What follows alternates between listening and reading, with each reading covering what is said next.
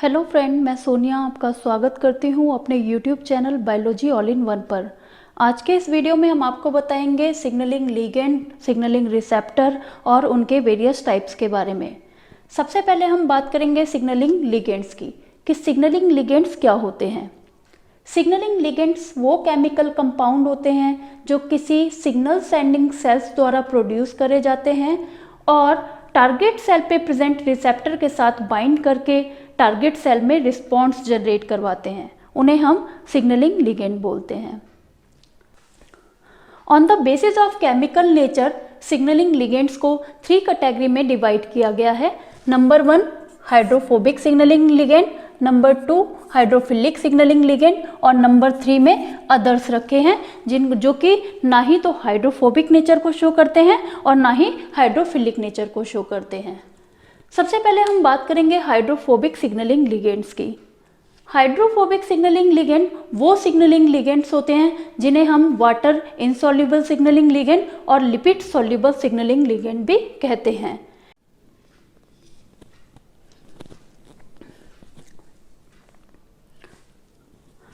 Hydrophobic signalling ligand small size के होते हैं और प्लाज्मा मेम्ब्रेन के साथ हाइड्रोफोबिक इंटरेक्शन को शो करते हैं। ये सिंपल डिफ्यूजन के थ्रू प्लाज्मा मेम्ब्रेन को क्रॉस कर जाते हैं और सेल में प्रेजेंट इंट्रासेलुलर रिसेप्टर्स के साथ बाइंड करके रिस्पॉन्स जनरेट करवाते हैं।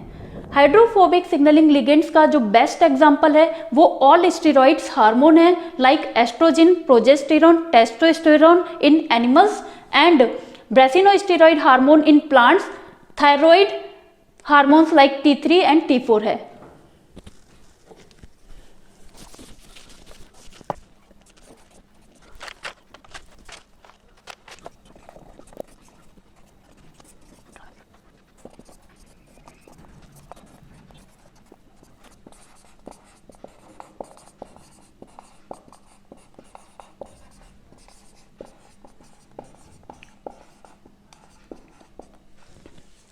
अब हम बात करेंगे हाइड्रोफिलिक सिग्नलिंग लिगेंड्स की।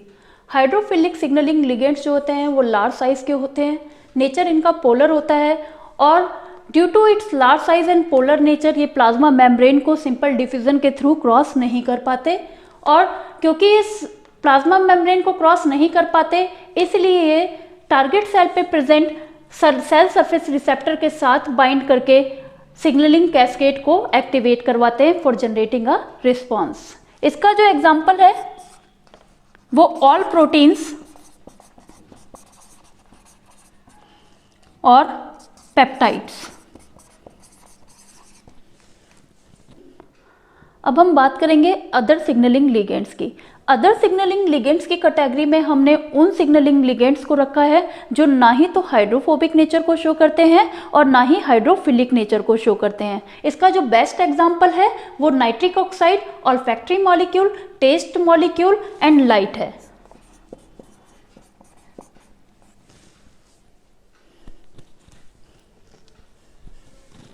अब हम बात करेंगे रिसेप्टर्स की कि रिसेप्टर्स क्या होते हैं। रिसेप्टर वो प्रोटीन होते हैं जो किसी भी टारगेट सेल के ऊपर या टारगेट सेल के अंदर प्रेजेंट होते हैं और बाहर से आ रहे लिगेंड के साथ बाइंड करके टारगेट सेल के अंदर रिस्पॉन्स को जनरेट करवाते हैं। On the basis of position of receptor in target cell हमने रिसेप्टर को जो है वो 2 कैटेगरी में डिवाइड करा है जिसमें से नंबर 1 है एक्स्ट्रा सेलुलर रिसेप्टर और number 2 is a intracellular receptor. Extra cellular receptor को हम सेल सरफेस रिसेप्टर भी कहते हैं क्योंकि ये टारगेट सेल के सरफेस पर ही प्रेजेंट होते हैं और बाहर से आ रहे लिगेंड को रिसीव करके टारगेट सेल के अंदर सिग्नलिंग कैस्केड को एक्टिवेट करवाते हैं। इसका जो बेस्ट एग्जांपल है वो GPCR रिसेप्टर और RTK रिसेप्टर है। GPCR रिसेप्टर हम G प्रोटीन कपल्ड रिसेप्टर को बोलते हैं और RTK रिसेप्टर हम रिसेप्टर टायरोसिन काइनेज को बोलते हैं। अब हम बात करेंगे इंट्रासेलुलर रिसेप्टर्स की। इंट्रासेलुलर रिसेप्टर्स वो रिसेप्टर्स होते हैं जो टारगेट सेल के अंदर कहीं पर प्रेजेंट होते हैं।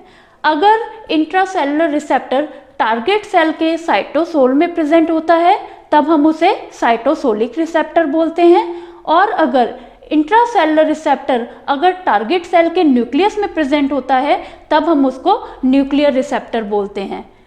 साइटोसोलिक रिसेप्टर का बेस्ट एग्जाम्पल जो है वो एस्ट्रोजन रिसेप्टर होता है, और न्यूक्लियर रिसेप्टर का बेस्ट एग्जाम्पल जो है वो थायरॉक्सिन रिसेप्टर या T3 और T4 रिसेप्टर है।